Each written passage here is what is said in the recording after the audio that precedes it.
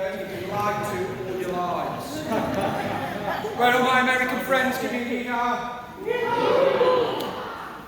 the Tower of London could have been yours if you'd have paid all your taxes. Any Australians here today? Give me a good day. Welcome home. Good to see you back. Okay, welcome, ladies and gentlemen, to Her Majesty's Royal Palace and Fortress, the Tower of London. This is a World Heritage Site. My name is Yeoman Warder Jason Woodcock, and I am one of the 37 Yeoman Warders, otherwise known by nicknames as Beefeaters, that work and live here at the Tower of London. Yes, we live at the Tower of London, ladies and gentlemen. I live here with my family, my children and wife, yes, in a prison. So yes, we do indeed live here, ladies and gentlemen. Now, it's nice to see you all smiling today, ladies and gentlemen. Smile. That's how this works. You smile, or I have got access to medieval weapons. So smile. Good. Now, it's nice to see you smiling. I'm going to try and keep you all smiling. However, I must tell you this, ladies and gentlemen. In a moment, I am going to be telling you about executions, okay? So if you don't want to hear about executions, I understand, ladies and gentlemen, or if you've got young children with you, the door's there, ladies and gentlemen. Go to the exit. Go to Harry Potter World. Because the Tower of London is not a theme park. Good, you're all still sat here. Some of you are smiling still. That tells me you're all a bloodthirsty lot. Is that right? Good, so we'll make a start. The history of the Tower of London really begins in the year 1066, when, of course, William, the Duke of Normandy, better known by his nickname as William the History Ninjas, I'm impressed. He, of course, defeated the Anglo-Saxon King Harold at that very famous battle, the Battle of... Ooh, competition. Who was the quickest today? Was you, sir, or you, young lady? Oh, are you a history teacher? I have to check. Are you a history teacher? Medieval history. Medieval history! Oh, you've really been stitched up by this. Right, is there any real history teachers here? This, of course, doesn't include American history teachers, because we gave you your history. Right, so anyway, he was crowned. The more you laugh, the worse I get. So anyway, he was crowned King William I of England on Christmas Day of that year, but of course he had to continue to fight against all the newly conquered subjects of London because they didn't take too kindly to Norman domination. Now William, he was looking for somewhere to impress and overall the citizens of London. So he chose a site that was just inside the eastern city walls, where 1,000 years previous to that famous battle, it was here, outside where an old Roman fort once stood. William the Conqueror thought to himself, do you know what, if those Romans can get it right, so can I. So it was here, ladies and gentlemen, in the year 1078. Some teacher you are. So it was here in 1078 that would authorise the building. You bet you wish you never had said anything now. So it was here in 1078 that would authorise the building of its first Royal Palace and Fortress in England. Now today, ladies and gentlemen, we refer to that palace by its nickname, the White Tower, where its real name, as I pointed out to you, is the Tower of London. Now, over the next 200 years, successive monarchs here at the Tower of London continued to add to the defences, making this, of course, a more formidable defensive fortress. The first line of defence for the Tower of London, ladies and gentlemen, and hopefully you saw it when you came in today, was the moat, or the ditch, as it was referred to in medieval times. Now, the moat goes all the way around the Tower of London. It used the River Thames to clean it using tidal flows. Now, you can imagine this. The River Thames would come in at high tide, go in, fill it all up, and then flush out all the unwanted children that you didn't want. That's it, get out. And maybe history teachers, who knows, it was all thrown into this moat. Now, that was, as I've just said, the first line of defence for the tower. And of course, that moat protected the garrison that was also based here within the Tower of London walls. However, the Tower of London has not only been a garrison, because of course, over the years, it's been used for lots and lots of other things. One of the most important being that it's here where the crown jewels and royal regalia have been safely stored since the year 1303. It's also been an armoury that was used for the storage of warlike stores and provisions. Now, at one stage, the Tower of London was actually a royal menagerie, or a zoo, wherein the royal collections of lions, tigers and bears. Well done. We're here. I'm impressed, actually. That's the Wizard of Oz, kids, by the way. We're at the Tower of London until the year 1832. In the year 1832, over at Regent Park, London Zoo opened, and it opened at first to look after and study the exotic animals from the Tower of London. And the reason the zoo opened, because, well, the Tower of London was never designed and built to be a zoo. It was actually designed to be a prison complex. One of, I think, the most famous prison complexes in the world. Now, over the years, the Tower of London has actually housed over 3,500 criminals. I'm going to let you into a secret now, one I don't often tell people. We've had a few escapes. 31 successful escapes. Please don't talk about our escapes, ladies and gentlemen. We don't admit to those escapes, so please don't talk about them, even on TripAdvisor, because if you do, I'm going to add you to the Unsolved Murders. Think about this, ladies and gentlemen, as you're going around the Tower of London today. There's been 13 unsolved murders here at the Tower of London. Now let's start thinking about the prisoners who were brought here. Brought here for many reasons: punishment, torture, imprisonment, or even executions. I've already mentioned the Queens of England got executed outside on Tower Green. However, the majority of the executions actually took place outside of the Tower of London and up on Tower Hill. Because, ladies and gentlemen, up on Tower Hill there's an area of land known today as Trinity Green. Trinity Green was the location of the public execution site. And between the 14th and the 18th centuries, over 700 people have been beheaded up there on Tower Hill by the means of a block and axe, and amongst them was 75 men of noble birth. And so, my little bloodthirsty medieval army, would you now like me to take you back in time to the day of an execution, a public execution, but of course I can describe to you how an execution took place. Would you like that?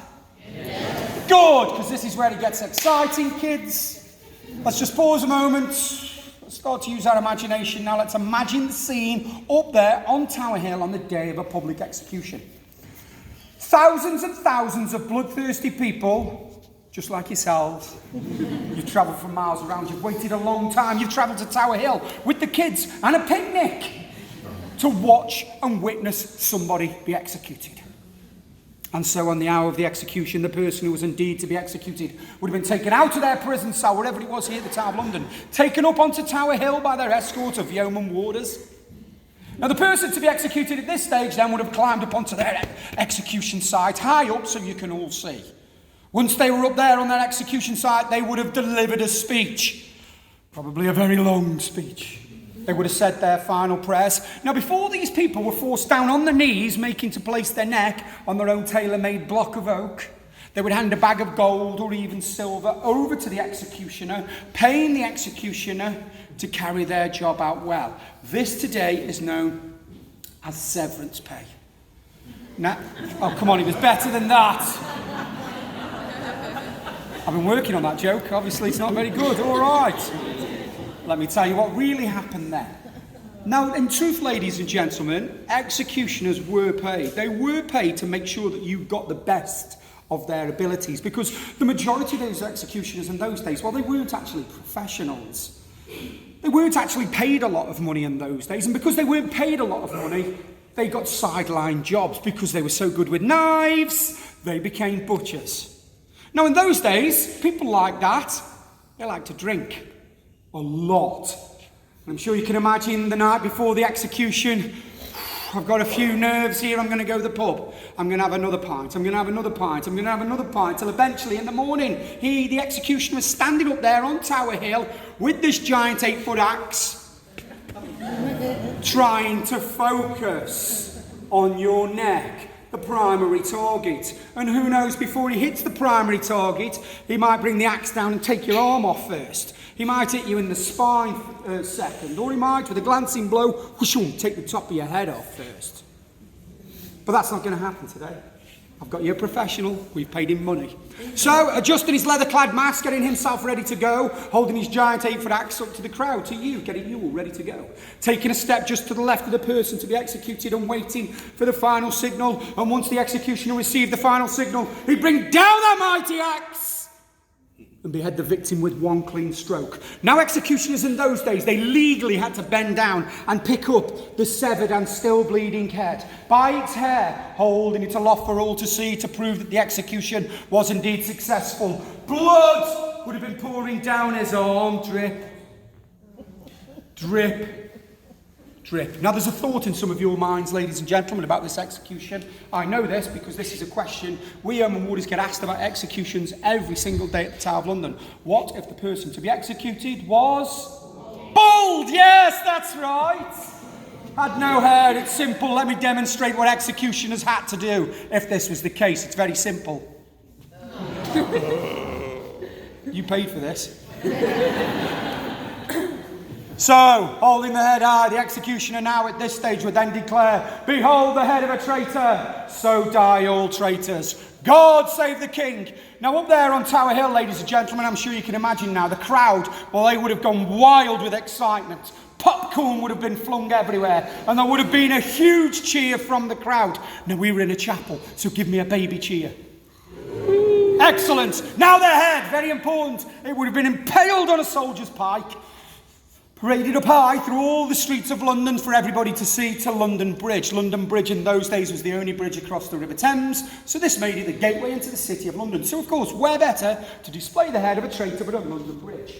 Meanwhile, my bloodthirsty army, the corpse up there on Tower Hill, would have been kicked off the scaffolding site, placed into a small handcart, brought down the hill into the Tower of London, where this body would have been buried in an unmarked grave, a traitor's grave, either inside or around very close to this very chapel.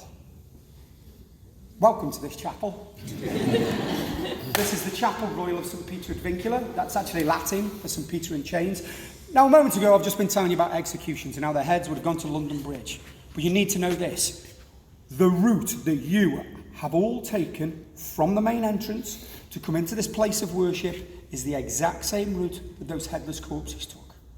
Now, after St. Paul's Cathedral and Westminster Abbey, this chapel you're all sat in now, I actually think it's one of the most important burial grounds in this country. Heroes, statesmen and monarchs were buried in other churches with lots of pomp, ceremony and regalia, but the people who were buried here in this chapel underneath your feet, look down, they're there. So the people buried here underneath your feet were buried as traitors. This meant that, of course, no friends were allowed to be near you, no family would have allowed to be near you, there would have been no priest in attendance, and no gravestone ever marked your final resting place, because you were treated as a traitor, which meant your head would be removed and you would be buried in a hole under the floor of this chapel. And so this chapel, ladies and gentlemen, just so you know, was built on the orders of King Henry VIII. Finally completed around about the year 1520, King Henry VIII needed somewhere to practice his religion, and he did that here in this very chapel. But of course, England went through a bit of a confusing time called Reformation. King Henry VIII came off the throne, the monarchs came on the throne. Now, people didn't actually want to come to this chapel because they knew its history. They wanted to go to much other grander chapels and churches within the city. And because this church wasn't used much, it almost crumbled and fell to the ground. That was, however, until the year 1837, when Queen Victoria was on the throne. She tasked her experts to come to this chapel, to restore it to the glory that you can all see today. And so, ladies and gentlemen, the windows, that's all the windows in this chapel, the arches in the centre, and the Spanish chestnut beams in the ceiling above your heads, it is all the original Tudor architecture. Now, once the workmen finished doing the restoration of those bits, they had two other jobs to do to finally complete this chapel. The first job was to rip the floor up under your feet to install a Victorian underfloor heating system. However, the workmen, they dug too deep. Because what they discovered horrified them. They discovered the unidentified remains of nearly 1,500 people. Queen Victoria then tasked those experts to place them, all these bodily remains, into a giant lead casket and bury it in the walls of the lower crypt. Now, the last job that those workmen had was actually to restore the altar behind me and in front of you. Because, of course, prior to 1837, there was no identity of who was buried under there. But, of course, the chapel records told us who was buried under there and where they're actually buried. But now, of course, since the year 1837, they're more easily identified. 10 people in total are buried under our altar, all in some way, shape or form, part of the royal household. But, of course, you've come today to hear about the three queens of England. Now, the first person I'm going to tell you about buried under this altar, the first queen I'm going to tell you about, is that of Queen Anne Boleyn. Brought to the Tower of London in the year 1536 on charges of adultery, incest with a brother and even witchcraft. She was found guilty of all those charges and probably many, many more, and condemned to death. She, Queen Anne Boleyn, was buried right there. What you may not know, she was very afraid of the block and axe, so she pleaded with her husband, King Henry VIII, "Can I please be beheaded in the French method? The French style? with a sword, a double-edged sword. Now, her executioner was a professional, paid a lot of money to come from Calais, France, to carry out the execution of Queen Anne Boleyn outside on Tower Green. Of course, on the moment where he would, of course, bring back that mighty sword and whoosh, remove her head with that very sharp blade. However, on the occasion when the executioner bent down to pick up her head to show the crowd, it is said by the Tower of London records that day when the executioner raised her head, that gasps came from the crowd that day. So give me a gasp. Not bad. Give me a second gasp. I'll go to the back. They're enjoying themselves. Now, the reason why the crowd gasped, ladies and gentlemen, they noticed that Queen Anne Boleyn's eyes were still blinking, but her lips were still twitching and moving with her final prayer. 6 years later now, 6 years after the execution of Queen Anne Boleyn, there would be 2 more executions that took place outside on Tower Green. 2 executions on the same day, only this time with an axe. The first person to be executed was Queen Catherine Howard. She is buried to the right of Queen Anne Boleyn. She was quite a defiant queen, ladies and gentlemen, and we know this because even when she climbed up onto her execution site to be executed, she declared, "Although I die the Queen of England, I would rather die the wife of Thomas Culpeper." Shock horror. It was almost like the Kardashians of the day. Could you imagine, by the way, ladies and gentlemen, the face of Thomas Culpeper in the crowd? He wasn't there, though. He wasn't there. And we know this because some 3 months prior to the execution of Queen Catherine Howard, Thomas Culpeper, was ordered over to a place called Tyburn. Tyburn actually goes by its modern name today, which is Marble Arch. Talking of executions, let's get on with one. I'm joking. It's okay, don't worry. Tyburn goes by its modern name today, which is Marble Arch, right next to Oxford Street. He was met by his professional executioner, who applied his trade perfectly, hanging him by the neck 3 times, reviving him with water between each hanging, and when he was on the cusp of going unconscious, he was disemboweled. His head was finally removed and placed on London Bridge as a warning. Now let's come back to the Tower, because I did say there was 2 executions on the same day. Now the next execution after Queen Catherine Howard was all around this love affair, and it was Catherine's lady-in-waiting, Jane Boleyn. Being the sister-in-law to Queen Anne Boleyn made no difference, ladies and gentlemen, because in those days she committed the most heinous crime ever. She was a gossip. She knew about the Queen's love affair, but of course she didn't tell the King, so the King had her executed nonetheless. Now, the last execution I'm going to tell you about is that of Lady Jane Grey. Lady Jane Grey, ladies and gentlemen, is buried to the right of Queen Catherine Howard. So this, on the altar, is where the 3 queens are buried. Queen Anne Boleyn, Queen Catherine Howard, and Lady Jane Grey. Lady Jane Grey was the 16-year-old uncrowned queen of only 9 days. She ruled from the Tower of London, the top floor of the Tower, for these 9 days. And the reason for this is because the rightful heir to this throne of England was Mary Tudor. Now, while Lady Jane Grey was here, Mary Tudor was playing a tactical game, a political game, going around all of London, getting permission from privy councils, lords of the day, barons of the day, even turning Lady Jane Grey's friends against her, till eventually they all agreed, "You should be the Queen of England." She came to the Tower of London with a very, very small army, taking the throne back by no force needed whatsoever. She did, as you all know, went on and was crowned Queen Mary Tudor. But one of the first things she declared is that on the 12th of February 1554, Lady Jane Grey and her husband be executed. Her husband's execution took place outside of the Tower of London and up on Tower Hill. He was executed to the cheers and screams of over 1,000 people. However, for Lady Jane Grey, her execution took place inside on the south lawn of Tower Green. I personally think that their executions was a sad day of our English history. However, it's not all doom and gloom here at the Tower of London, because we've had torture.